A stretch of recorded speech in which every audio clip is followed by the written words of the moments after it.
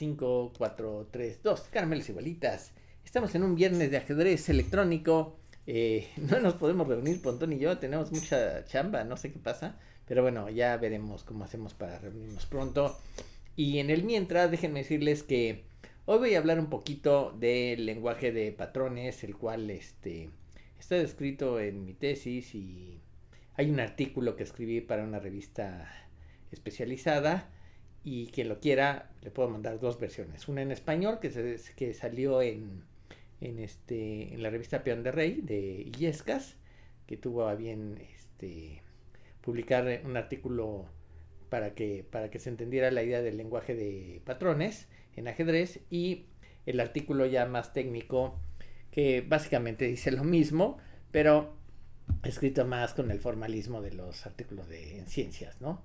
Entonces, bueno, en cualquiera de los casos, quien le interese, le puedo mandar cualquiera de las dos versiones o ambas versiones para que más o menos vean de qué se trata, ¿no? Desde luego que, como todo en ciencia, es un trabajo, como dicen, en progreso, o sea, se sigue trabajando en eso. Tengo algunas ideas interesantes para ponerlas en el lenguaje de descripción de patrones y eventualmente estoy tratando de terminar un programa que busque los patrones automáticamente, ¿no? De hecho ya lo tengo el programa, pero es muy muy lento, y cuando escribí el artículo puse que era una prueba de concepto, es decir, la idea es que el programa sí es lento, sí reconoce pocos patrones por minuto, pero considerando que la idea, lo que importa en este caso es la idea. Ahora, hacer un programa que corra muy rápido y demás, pues ya depende un poquito de la habilidad de los programadores o del tiempo disponible para hacerlo mucho más eficiente, ¿no? En cualquiera de los casos, yo me siento bastante inepto muchas veces en cómputo porque ni lo hago rápido ni lo hago bien. Así que, bueno, en fin. El punto está en que para ejemplificar el lenguaje de patrones he elegido tres partidas que tienen el mismo patrón. Desde luego que se puede hacer más complicado que eso, pero voy a ponerlo en los casos más básicos para que vayan viendo, ¿no? Probablemente escriba, haga otro artículo al respecto, otro video que muestre de qué se trata, ¿no? Por ejemplo, la primera partida que quiero mostrarles es la de Emanuel Lasker contra Bauer, que ya hemos visto probablemente en algún otro video y que es una de las partidas más ilustrativa del genio de Lasker, de Emanuel Lasker, campeón del mundo por 27 años, donde con Bauer llegó a la siguiente posición. Voy a llegar a la posición que me interesa nada más.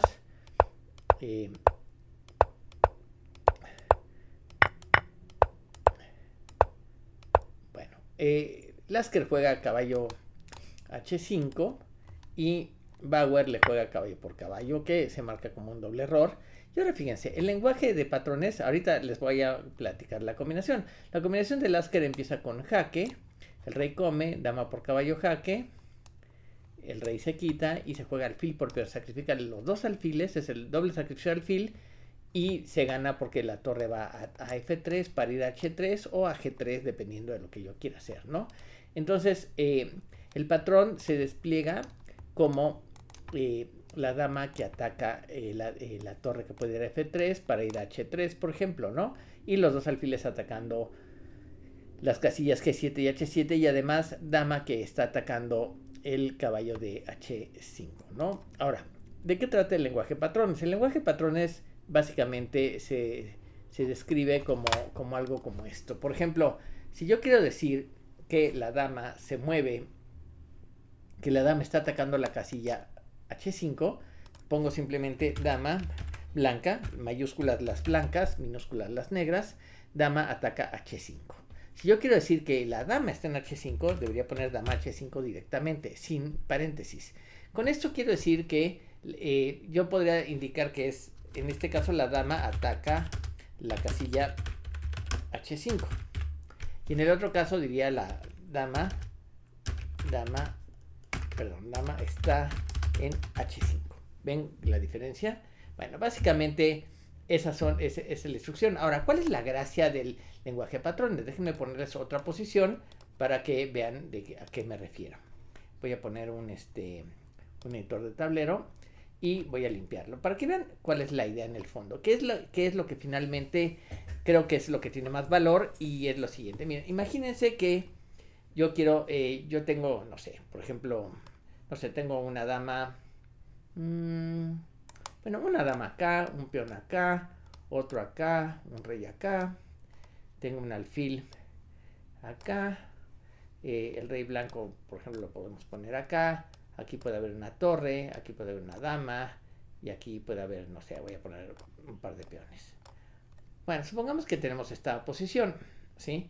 Si yo pongo esta posición y le digo que juegue el blanco, tablero de análisis, bueno, lo que digo es que pues, doy jaque, el rey no se puede venir acá porque está la dama, entonces tiene que venir acá, le doy jaque, el rey se quita, le doy jaque, el rey se quita y mate. Es un mate en 4, ¿sí? Pero lo que quiero ejemplificar con esto es que el alfil no tiene que estar en C2 para dar mate. Podría estar aquí, aquí, aquí, o aquí, o aquí, ¿sí? La dama sí tiene que estar en H6 y debe haber estos dos peones para que no escape el rey, ¿no? Porque si no estuviese el peón de, por ejemplo, el de F, cuando doy jaque, el rey se podría quitar a F7. Entonces, esta idea es precisamente, yo la podría ejemplificar como, por ejemplo, el alfil, el alfil blanco ataca el peón negro de H7, o también podría poner el alfil ataca H7, da más o menos lo mismo. Y digo, y la otra parte es dama está en H6. Tengo que decir eso, ¿sí? Y además tengo que decir que hay un peón negro en F7 y un peón negro en H7. Y el rey negro en G8. Este es el patrón que describe esta posición en el tablero, ¿ok? Entonces, fíjense, toda la idea se basa en que no tengo que decir, por ejemplo, el patrón podría darse teniendo el alfil en esta casilla, incluso en esta, o en esta, o en esta, o en esta, o en esta, ¿sí? Y eso es lo que hace que el patrón generalice. Y lo que vamos a ver ahora con las partidas que voy a mostrarles es como en diferentes situaciones del tablero, curiosamente se observa el mismo patrón. Eso es lo que me parece que es lo que hace la diferencia. Y es lo que hace la posibilidad de describir el patrón y describir la posición de manera general.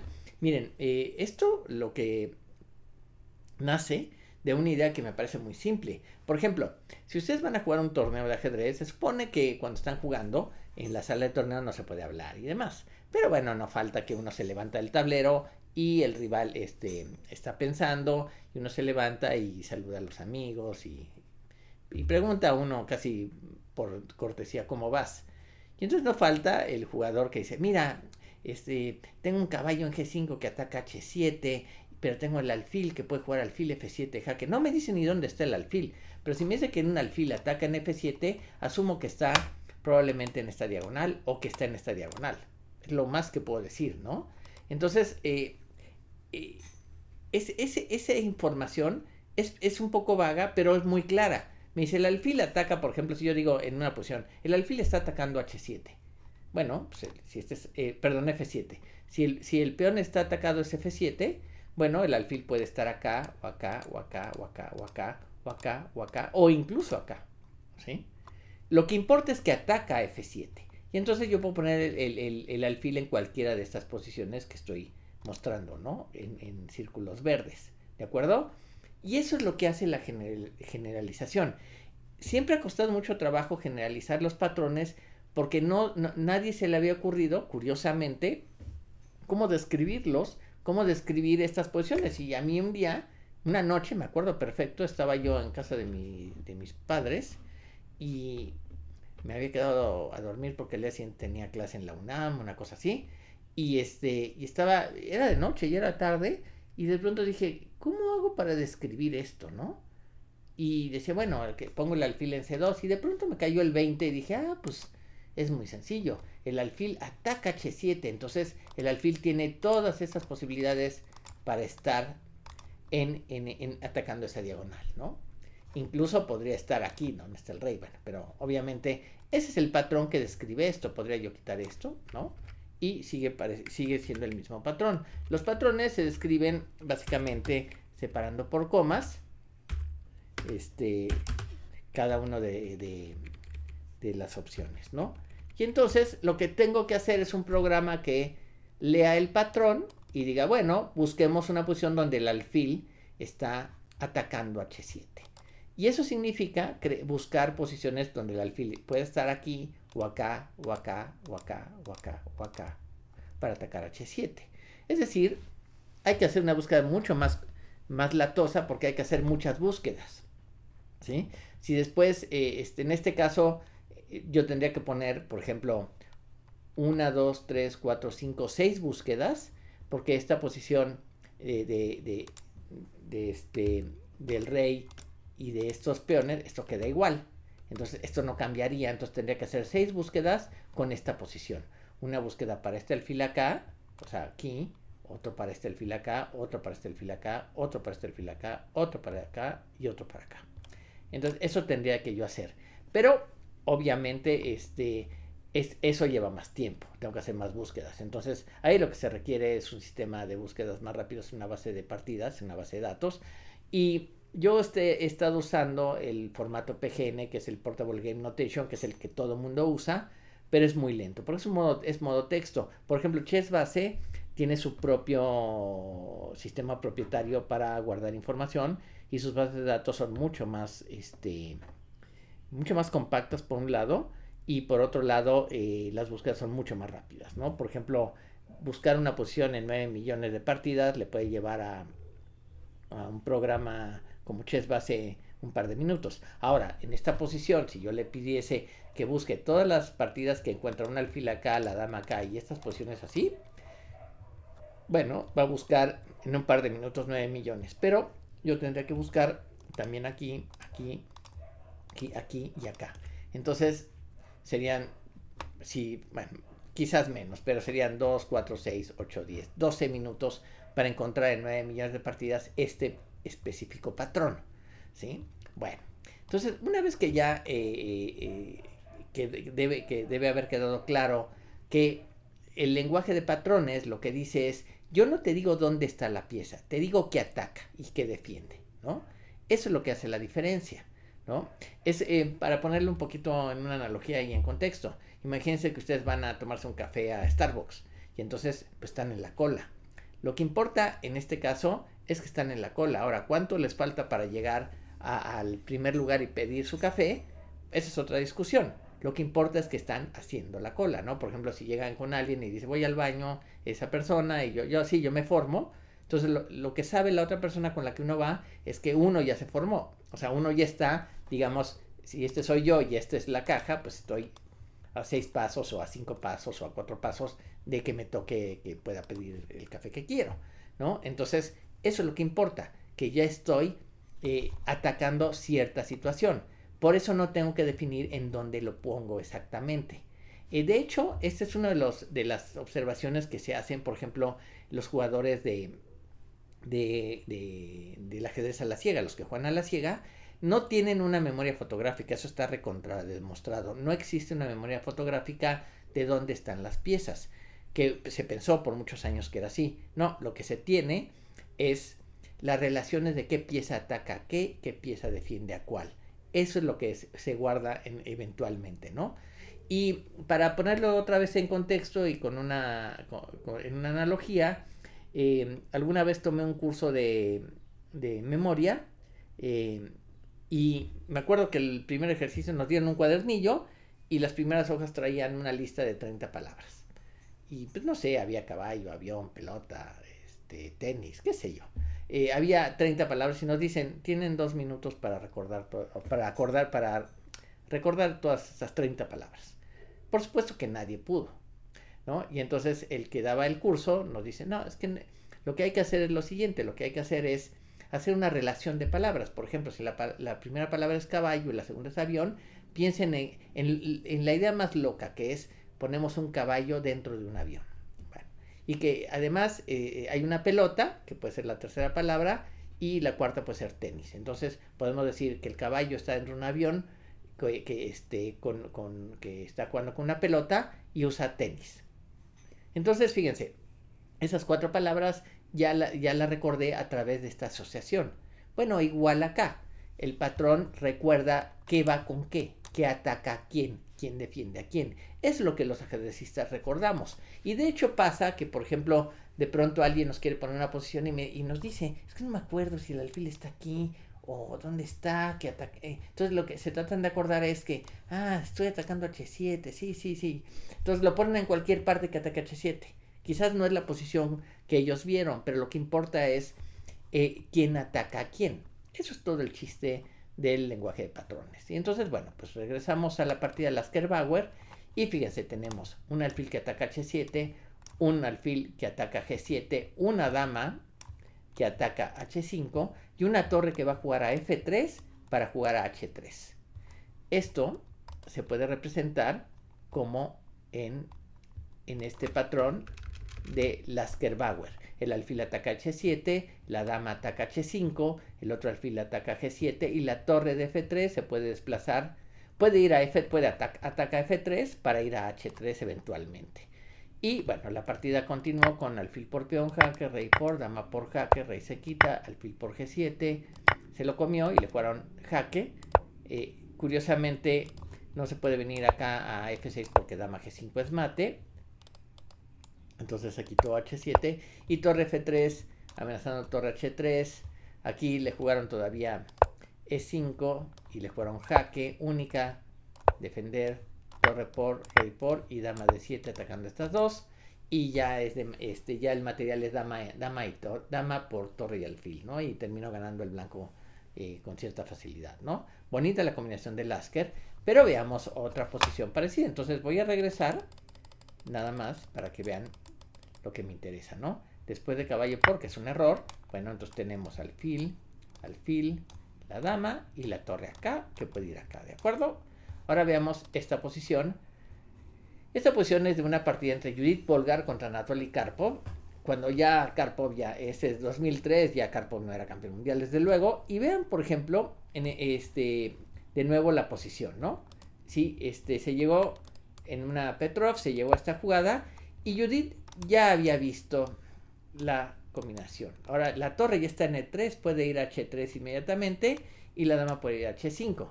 Fíjense que voy a poner aquí, Judith Polgar es alfil ataca H7, la dama ataca H5, el alfil ataca G7 y la torre de E3 puede ir a H3. Fíjense el parecido que tiene con el Lasker-Bauer con es prácticamente el mismo patrón, nada más que en lugar de estar en F3 la torre está en E3, pero igual tiene acceso a este lugar. Y de nuevo, bueno, Judith jugó alfil por peón, rey por jaque y Karpov abandonó porque sabe que después de rey G8 sigue alfil por peón y lo matan como un perro y rapidito, entonces abandonó la partida. Entonces voy a poner la posición que con las flechas indicando, ¿sí?, este asunto, ¿no? Y finalmente voy a poner una tercera posición que es de una partida entre Walter Brown, Miles contra Walter Brown. No voy a, ya creo que he comentado esta partida en alguna parte, pero bueno, voy a mostrarles rápidamente la posición que me interesa. Curioso que no se haya dado cuenta esta jugada la hace. Ahora fíjense, el alfil puede ir a H7, el otro alfil puede ir a G7 y H7, la dama puede ir a H5 y la torre puede ir ahora de C3 a H3. Y si ponemos este patrón, aquí lo tenemos, es el de Judith Polgar y es igual, el alfil ataca H7, la dama ataca H5, el alfil ataca G7 y la torre de C3 puede atacar C3 para ir a H3. Y está el mismo patrón. Y se gana igual, se jugó alfil por peón, rey por, jaque, se quitó, alfil por, se lo comió, jaque, se quitó, jaque, se quitó. ¿Para qué? ¿Por qué dio este jaque Miles? Porque si jugaba la torre 3 directo para dar mate le iban a jugar F6 y la dama se iba a cubrir, iba a tener compensación, pero Miles muy listo, le jugó jaque, el rey se quita y ahora, bueno, juega torre C4, torre C3, no juega torre C3 porque cuando juegue torre jaque va a tener que sacrificar la dama, pero torre C4 ya amenaza este mate que es imparable, entonces abandonó, ¿no? Pero la idea, el patrón es prácticamente el mismo, ¿ok? Entonces, después de torre de 8, que es una jugada lamentable, voy a ponerles el patrón. Y si vemos, fíjense, vean cómo las flechas son las mismas, ¿no? Prácticamente, nada más que la torre, ¿sí? Se mueve desde otra posición. Pero, es más, fíjense que los alfiles, este alfil está en E5, mientras que este alfil está en B2. O este alfil está en E5 también. El otro está en D3, el otro está en D3 y el otro está en E4. ¿Se fijan? Es decir, no importa realmente dónde está el alfil, lo que importa es que ataca, ¿no? Entonces podrán ver que los tres, la descripción del patrón se puede dar por esta notación. Entonces, fíjense, en lugar de buscar posiciones, busquemos patrones, ¿no? Entonces, si yo hago un programa que busque los patrones, me debe entregar todas las partidas que encuentre que el alfil ataca H7, que la dama ataca H5, que el otro alfil ataca G7, y que una torre, yo podría poner, por ejemplo, generalizar y decir, por ejemplo, que en lugar de eso puedo poner torre, va a, de donde esté, torre, de donde esté, va con un wildcard a asterisco 3. Eso significa cualquier AC3, B3, A3, F3, E3, H3. ¿Sí se dan cuenta? Esta anotación es la que estoy implementando ahora para que busque, ¿no? Entonces, el patrón completo podría ser una cosa como esta. Podría ser el patrón así completito y no de una sola partida, sería este. Torre acá para ir a H3, ¿ok? Entonces torre que ataca cualquier fila hacia 3 para poderse mover a H3. Y eso definiría el patrón que estoy considerando en este momento, ¿ok? Bueno, pues esto es básicamente el lenguaje de patrones.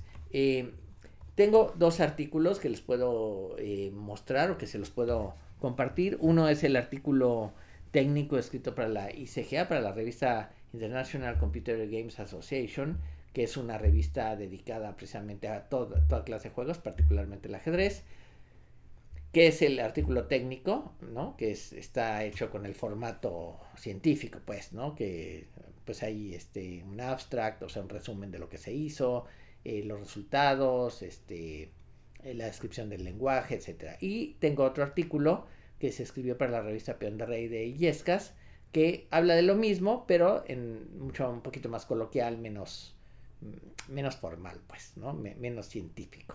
Pero es lo mismo, ¿eh? Entonces, bueno, pues esto sería básicamente el lenguaje de patrones y desde luego hay mucho trabajo por hacer. Siempre me interesa tener por ahí algún tesista que quiera trabajar en lo que no tengo nunca tiempo de hacer, así que pues ahí si alguien se apunta, armamos una tesis de licenciatura por lo pronto, ¿no? Pero bueno, ya veremos, eso es otra cuestión. En fin, bueno, pues es tan fácil de describirlo que me habrá llevado 15 minutos por ahí, ¿no? Y creo que es suficiente para entender de qué se trata, ¿no? Hay algunas, el lenguaje de patrones tiene un par de detalles simpáticos que los podrán leer en el artículo correspondiente, ¿no? En ciertas posiciones hay ciertas casillas que no se pueden acceder y me inventé una instrucción que se llama tabú. Tabú es una casilla que un rival no puede acceder, ¿no? Es una casilla prohibida, ¿no? Entonces le puse tabú ante ninguna otra mejor idea que tuve sobre cómo llamarle, ¿no? Pero bueno, eso es lo de menos. Se puede poner de muchas maneras, ¿no? Lo que es interesante es que describe. El lenguaje es un lenguaje de descripción de patrones y piensen en lo siguiente, imagínense que en lugar de tener un libro de táctica, tienen un libro de patrones que le dice, vamos a estudiar este patrón. Y la descripción del patrón, como describe por ejemplo, en este caso, el doble sacrificio de alfil, ¿no? Bueno, pues yo podría con las bases de datos actuales buscar todas las veces que se dio eso y poner todos los ejemplos al respecto, ¿no? Y yo creo que sería eso muy interesante, en lugar de buscar posiciones, ¿no? Una posición específica, ¿no? ¿Sale? Fíjense, nada más para concluir, este alfil acá no tiene que estar acá, podría estar acá, acá o acá. El otro alfil podría estar acá, acá, acá, acá o acá, ¿sí? Y la dama puede estar acá, acá, acá o acá, ¿no? ¿Sí se fijan? Entonces, eso es lo que hace, lo que posibilita que los patrones se puedan describir de esta manera, ¿no? Bueno, con eso termino esta clase sobre el lenguaje de patrones y les voy a decir, esa es la contribución básica de mi tesis, ¿no? Bueno, fuera de eso, la contribución, o sea, esto es para el ajedrez, la contribución en general es para los juegos de suma cero información perfecta, que son los juegos como el ajedrez, donde toda la información está en el tablero y donde tu ventaja es la desventaja del rival. La contribución es que se puede crear un lenguaje de patrones para el juego que ustedes decidan, que cumpla con las condiciones de que sea un juego de suma cero. Y en principio se podría crear un lenguaje de descripción, lo cual nos permitiría encontrar las jugadas correctas sin necesidad de hacer cálculos, ¿no? Aquí no hay que calcular nada. Aquí no hay que calcular nada. Aquí ya todo está calculado a priori porque el patrón me dice que hay que hacer. Sacrifico, después doy jaque, después me como y después juego torre acá y se acabó el chiste, ¿no? ¿Sale? Bueno, gracias. Nos vemos entonces la próxima.